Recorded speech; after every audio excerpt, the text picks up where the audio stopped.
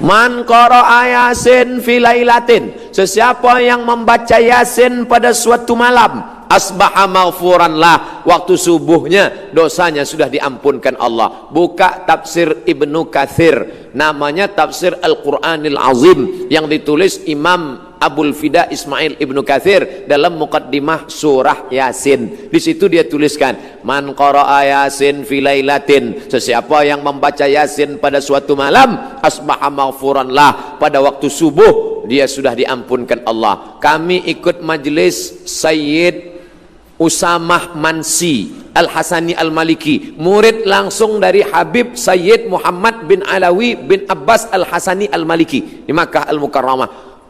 Anaknya memberikan ijazah kepada saya, Sayyid Ahmad bin Muhammad bin Alawi bin Abbas Al-Hasani Al-Maliki. Abdul Somad, aku ijazahkan pada engkau membaca surah Yasin tiap malam. Dia suruh baca Yasin tiap malam. Jadi sebaiknya Yasin itu dibaca tiap malam. Ulama yang datang ke negeri Melayu dulu tahu orang Melayu pergi ke laut, pergi bertanam padi, pergi mencari ikan. Susah kalau tiap malam. Dia suruh kalau tak sanggup tiap malam, malam Jumat sajalah. Tiap malam pun tak sanggup, inna lillah wa inna ilaihi raji'un. Malam Jumat sekali saja. Kenapa mesti malam Jumat? Sayyidul ayyam, induk dari segala hari. Apa kata Imam Ibnu Katsir dalam muqaddimah surah Yasin? La tuqra'u fi amrin asirin, kalau dibacakan pada perkara yang susah, illa yassarahullah, maka Allah memudahkannya. Susah punya anak, baca Yasin. Lepas baca Yasin, ya Allah, aku bertawassul kepada engkau barokat berkat surah Yasin ini. Susah menemukan jodoh, baca lagi. Bagi yang belum menikah, yang sudahnya baca lagi. Ini yang susah mati. Berapa banyak kita disuruh baca Yasin, nengok orang tak mati-mati. Ustaz, tolong baca Yasin ni, kenapa? Udah 3 hari tak mati-mati. Kita baca, lepas kita baca, sehat. Alhamdulillah. Apa hukuman dari Allah untuk orang sengaja memutus hubungan silaturahim antara anak dan ayah? Ini orang anak, ini ada ayah, tapi dia putuskan hubungan orang ini sehingga si anak tak mengenal ayah. Maka dalam Islam tidak boleh memakai bin. Ud'uhum li abaihim, pakailah mereka dengan nama bapa mereka. Zaid bin Muhammad, Zaid bin Muhammad. Turun ayat, makana Muhammadun aba ahadim mir rijalikum, Muhammad bukan bapak kamu, walakin Rasulullah, tapi dia adalah Rasul Allah, wa khataman nabiyyin, penutup para nabi. Maka dipanggillah nama bapak aslinya Zaid bin Harithah, Zaid bin Harithah, tidak lagi Zaid bin Muhammad. Maka bila ada orang mengambil lalu dia lupakan nama bapak kandungnya, diputusnya, maka kita berdosa. Apalagi kalau anak itu perempuan, nanti dia akan menikah, maka mestilah pakai wali bapaknya. La nikah, tidak sah nikah illa biwaliyin, kecuali dengan wali, wa syahidai adlin, dengan 2 saksi yang adil. Apa amalan-amalan yang patut dibuat, amalkan di akhir zaman ini, Ustaz? Tidak ada amal yang paling afdal dilaksanakan di akhir zaman ini selain daripada zikir. Karena yang paling banyak melalaikan kita, Twitter, BBM, WhatsApp, FB, Twitter, browsing, launching, surfing, macam-macam, membuat kita lalai daripada Allah SWT. Maka berzikir, ya Rasulullah, ayul a'mal khairun, apa amal yang paling baik ya Rasulullah? Di antara amal-amal yang banyak ni, apa amal yang paling baik? Apa kata Rasulullah? Antufariqad dunya, kau mati meninggalkan dunia, walisanuka ratbun, lidahmu dalam keadaan basah, bizikrillah, berzikir dengan Allah. Inilah yang saya bingung sampai hari ini, Ustaz. Kenapa? Ustaz Anu kata zikir paling elok subhanallah, Ustaz ini kata zikir paling baik Allah Allah, Ustaz ini kata zikir paling bagus astaghfirullah, Ustaz ini pula berkata zikir yang paling eloknya astaghfirullah. Lalu satu pun belum saya amalkan. Pilihlah salah satu.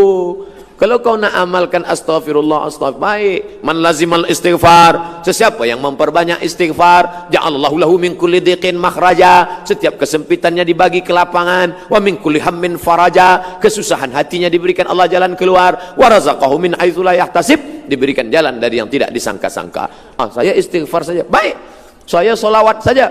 Allahumma salli ala sayyidina Muhammad. Baik, man shalla alayya salatan, siapa yang berselawat satu kali, sallallahu alaihi biha asyara, Allah balas 10 kebaikan. Wa hutat anhu asyara sayyiat, ditutupi 10 dosa kesalahan. Wa rufi'at lahu asyara darajat, dinaikkan 10 darajah tingkatan. Kalau banyak berselawat, dinaikkan 10 darajah tingkatan. Banyak-banyak berselawat. Guru saya mengasihi saya. Subhanallah bihamdihi subhanallahil azim subhanallah. Baik, tak salah. Banyak-banyak zikir. Jangan sampai putus zikir. Zikir ni hisnul hasin, menjadi benteng tembok kita. Masuk ke hutan, pergi ke tempat macam-macam, datang hantu setan mengganggu, maka tak ada tempat lain daripada zikir. Puncak daripada zikir, zikir itulah yang akan menolong kita nanti saat malaikat maut mencabut nyawa. Datang zikir yang selalu kita sebut itu, membuat kita menyebut akhir kalam la ilaha illallah. Apa hukum jadi tukang make up kawin, juru solek? La tabarrujna tabarrujal jahiliyatil ula, janganlah bersolek-solek jahiliyah. Ada yang boleh sebab dia lepas sakit, dia habis sakit, jadi muka dia, wajah dia ni pucat. Kalau nampak kita dalam gelap, kita pun lari, membaca ayat kursi 2-3 kali. Susah nak bezakan mana dia, mana hantu. Ini orang macam ini boleh dia pakai bedak untuk membalikkan warna kulit dia saja. Tapi yang sudah elok macam ini, inilah susahnya. Kita ini kan orang Malaysia, Indonesia, Filipina, Brunei Darussalam, Singapura, itu kan Melayu, mirip-mirip semua. Tapi yang ditonton Korea. Maka kita nak putih macam Korea. Akhirnya dipakailah bedak putih, tangan hitam. Jadi terlampau memaksakan diri. Tak usahlah. Kecantikan itu bukan kerana cantik kerana bekas, cantik kerana habis berwudu, cantik kerana membaca Al-Quran. Itu yang mesti dijaga. Jadi sebaiknya perbuatan-perbuatan yang macam ini, andai pun dapat duit, tak ada barokah. Padahal yang kita minta ni barokah. Kalau minta akidah, salamatan fid din. Kalau badan, wa'afiatan fil jasad. Kalau ilmu, waziyadatan fil ilmi. Tapi kalau rezeki, wabarakatan rezeki. Kita minta barokah. Tak ada barokahnya. Duit itu tak ada barokahnya. Duit apa? Duit hantu dimakan setan. Ustaz Somad, semoga Allah merahmati Ustaz Syahlu Arfian. Amin. Macam mana kita mengenal Allah 100% ibarat tidak kurang tak lebih, boleh menjurus atau khusyuk mengerjakan solat. Bagaimana kita mengenal Allah? Mengenal Allah melalui sifat 20. Itulah akidah Asy'ari, Abul Hasan Al-Asy'ari. Wujud, qidam, baqa, mukhalafatul awadis, qiyamuhu binafsihi, wahdaniyah, qudrat, iradat, ilmun, ayat, sama, basar, kalam.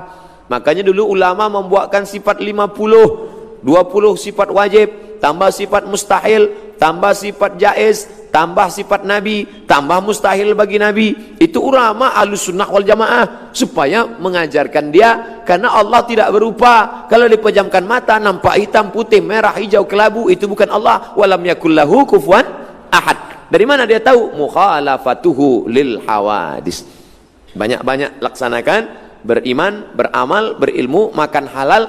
Allah yang menurunkan khusyuk. Khusyuk itu bukan dari kita, dari Allah. Tapi yang menyiapkan cawannya kita, yang menyiapkan gelasnya kita. Kita siapkan dengan ilmu, Allah yang menurunkan. Wallazi anzalas sakinata fi qulubil mu'minin. Dia yang menurunkan sakinah, khusyuk ke dalam hati orang beriman. Boleh jadi yang berbicara khusyuk ini lebih tak khusyuk. Boleh jadi dia tidak tahu tentang khusyuk, tapi Allah bagi dia khusyuk. Kenapa? Karena hati dia bersih. Siapkan ilmunya, Allah akan berikan. Tapi kata Syekh Ali Tontawi, khusyuk itu kata dia paling tidak connecting, tak putus antara mulut dengan hati. Bismillahirrahmanirrahim. Makanya salat itu mulut bergerak. Datang tabi'in bertanya kepada Khabbab ibnul Arth, ya Khabbab, ya Nabi itu kalau salat mulutnya bergerak atau tidak? Kata Khabbab, Nabi kalau sholat mulutnya bergerak. Dari mana kamu tahu? Bittirabi lihyatih, aku tengok jenggotnya bergoyang. Ini sekarang ada orang sholat diam, tak apa dia baca. ajarlah Allahu Akbar kabira walhamdulillahi katsira wa subhanallahi bukratan wa asila. Mulut dengan ini berarti. Fahami apa yang dibaca. Saya tidak suruh hafal satu persatu, hafal artinya, enggak. Bila ada yang menghafal artinya baik, tak salah. Tapi kalau sampai dia tak hafal, tapi paling tidak dia faham. Inna salati wa nusuki wa mahyaya wa mamati lillah la syarika lahu wa bidzalika umirtu. At-tahiyatul mubarakatus shalawatut thayyibatu lillah. Dari tempat wudu ke dalam masjid jangan lagi tasbih. Tak boleh tasbih. Nabi melarang tasbih. Tasbih. Tak boleh tasbih. Kenapa? Merusak khusyuk. Dari tempat wudu tasbih, bukan tasbih, tasbih. Subhanallah, subhanallah. Datang orang sebelah kita nak bertanya, esok jadi macam mana kita pejabat? Subhanallah, subhanallah, subhanallah. Jaga hati. Ya, terus. Qul amrabbin nas, malikin nas, ilahin nas, Allahu Akbar. Macam naik kereta juga. Kadang-kadang udah agak-agak lari ke tepi, naikkan balik. Naikkan balik. Harus sentiasa waspada, harus sentiasa. Begitulah khusyuk itu dari awal sampai akhir. Selepas salat tetap juga kita khusyuk. Selepas salat tetap zikir, tak pernah putus.